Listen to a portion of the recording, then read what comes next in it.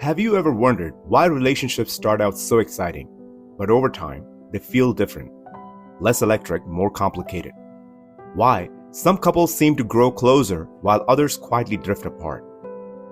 What really changes between the butterflies of the early days and the quiet routines of everyday life? Is it love fading away? Or is it something deeper?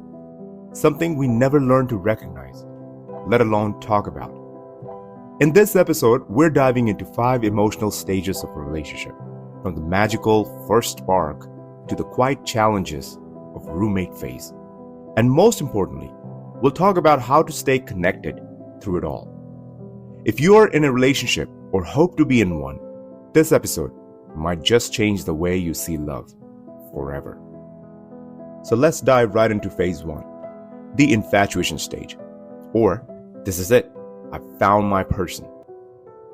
This is the real honeymoon phase, the courtship, the butterflies, the constant texting, and the relentless waiting for a response or the next time you will see each other. Staying up till 2 a.m. just to hear them breathe and talk about every single thing that happened in your day.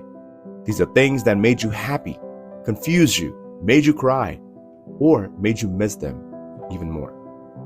You try different ways to make them laugh and constantly impress them because you don't want to lose them to anyone else.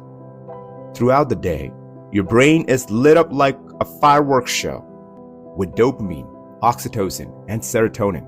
You're literally high on love. The only thing to worry about in this stage seems to be how to keep impressing them and improving yourself to win their heart. But what most people miss out on is the fact that this is also the stage where you begin building the foundation of your relationship. If not utilized correctly, you'll either end up wasting your time with the wrong person or face a brutal reality check later that you're not truly compatible. So rather than focusing only on impressing them and enjoying the pleasures of new love, start laying the groundwork for your connection. The stronger your foundation, the deeper and sturdier your bond will be. You can do this by asking deeper questions to learn about their values, fears, passions, and behavioral patterns. Pay close attention to how they treat others around you. Pay attention to how they make you feel, both when they're with you and when they're not. Do you feel secure when they're around, or do they often make you feel insecure to your core? Do they push you to change your routines, your hobbies, your friendships, or do they encourage you to keep developing the individuality that attracted them to you in the first place? Do they inspire you to become the best version of yourself, and do you do the same for them? Questions like these force you to better understand your compatibility beyond the surface level attraction you initially felt. In this first stage, things are usually exciting and memorable, and flaws are often overlooked. This is called the suspension of negative judgment, in which our brain intentionally overlooks imperfections because your excitement overshadows them. And you let it be like that because you believe that you don't yet have a full understanding of the person or the situation.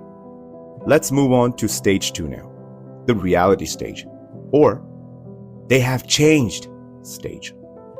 So fast forward, usually about 6 months into the relationship, and the things you once adored about your partner now start to annoy you a little. The little night calls have turned into silent evenings. The little initiatives to impress each other have faded away, and you start to believe you deserve more respect in the relationship. And thus, the power struggle begins. Life starts pulling you in its own direction, and you begin to feel that the relationship should now work on autopilot. You believe that you have watered the seed enough, and now it should grow by its own, without further nourishment from you. You start paying more attention to your old friends or to hobbies you once sacrificed for your partner. You feel the need for space and may even think about taking a break from the relationship. This is where many breakups happen. The chemicals in the brain that once kept you high on love have now faded away. You start noticing all the differences between the two of you and start to change your partner to fit your expectations, forgetting that those very differences were what you once adored. Stage 2 is where most conflicts begin. Partners stop trying to impress one another and start taking each other for granted. They begin prioritizing their own needs over their partners. But what most people don't realize is that this stage is where real love actually begins. If you built a strong foundation in stage 1, if you invested time early on to deeply understand what excites your partner, what drives them in life, their values, their passions, fears, then you have already committed to caring about them on a deeper level. You have shifted your focus from impressing them to understanding them. And as you move on to stage 2, you can begin to set realistic expectations if you're truly interested in keeping them around. Conflict is a natural part of any relationship. The true test of compatibility comes during this stage. It reflects the maturity of both partners in how they navigate struggles, with better communication, deeper understanding, and the creation of healthy boundaries that help them continue developing their individuality. The more shared new experiences you have, like traveling to unfamiliar places, trying new adventures together, the more satisfaction you will feel in that relationship. These fresh, shared moments tend to bring more joy than repeating familiar experiences over and over again. With that, let's move on to stage 3, the stability stage. If you have made it this far into your relationship, which usually takes about 1.5 to 2 years, then you now understand each other on a deeper level. You're no longer trying to change each other, and instead, you're learning to appreciate one another for who you are. Things may feel more monotonous during this stage, with established boundaries and expectations that allow you to enjoy the togetherness without feeling suffocated. But in this stage, more intentional actions are required by both partners to continue nurturing a deeper sense of love and care. We're talking about weekly date nights, evening walks, cooking a new recipe together, or even adding surprise elements like an appreciation note on the refrigerator, or taking a day off from work just to help your partner with something they need. See, growing up, most people don't feel comfortable asking for help because we're not taught to. In school, we're told to figure out things ourselves. That mindset becomes so ingrained that we carry it into our relationships, often forgetting that strong bonds are built on healthy interdependence. The more you respect your partner and show them how much they're appreciated more than anyone else in your life, the deeper emotional connection you will form. You begin shifting your focus away from the differences between you and instead start realizing how well you complement each other. If you have made it to this stage, then you have already faced some of life's challenges together and tested the strength of your relationship. So now ask yourself, what intentional actions are you taking to stay involved with your partner? And kudos for making it this far in your relationship. So far, we spoke about the infatuation stage, the reality stage, and the stability stage. Now, let's move on to stage 4, the commitment stage, or I choose you every day stage. That's right. This is the stage where you realize that you don't need them. You choose to be with them. You both begin to see the relationship as a commitment to each other rather than a bond purely driven by the emotions of love. You see their flaws, but you choose to accept them as they are. You have started to build a routine together. There are daily expectations, and sometimes it feels monotonous and draining, but you have become practical enough to understand that a deeper, stronger attachment requires effort from both sides. Think of it like wanting a healthy body. You have to commit to a consistent, often repetitive routine of eating well and working out daily. There's no shortcut to that, and the results always will speak for themselves. Commitment in a relationship is no different. It requires daily effort and regular feedback to ensure neither partner feels overwhelmed or underappreciated. This is also the stage where you realize that commitment and privacy can coexist. Let me repeat that if you missed it. Commitment and privacy can coexist. You don't have to be on each other's shoulders constantly. Growing up, we all had our own sense of privacy from parents, friends, and others because we needed it. But after entering a relationship, privacy often disappears. And for those who highly value privacy, especially introverts, relationships can sometimes feel like an existential threat. So, how can you improve your connection with your partner in this stage? I'm glad you asked. Start with stronger communication. Make each other feel heard. Understand that communication isn't always about you, it's also about them. When they're expressing themselves, don't take the spotlight away by immediately responding with a similar story from your own life. That often undermines the importance of what your partner is trying to share. Remember how in the beginning it was all about your partner? About impressing them, surprising them, understanding them? You can't completely detach from that effort and expect the relationship to grow stronger on its own.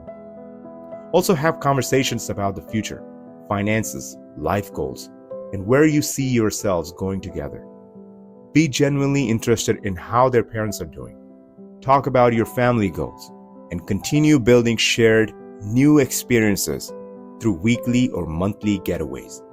The emotional intimacy you build at this stage will naturally feed into the physical intimacy of your relationship. And above all, keep reminding yourselves why you chose each other in the first place. Moving on to the fifth, and unfortunately the least exciting stage of the relationship, the growth stage, also known as the roommate stage. Ultimately, we all come to realize that the world doesn't revolve around us, and that we carry responsibilities far beyond just managing our personal relationships. In this stage, the focus shifts from personal well-being to handling kids, careers, illnesses, aging parents, and societal expectations.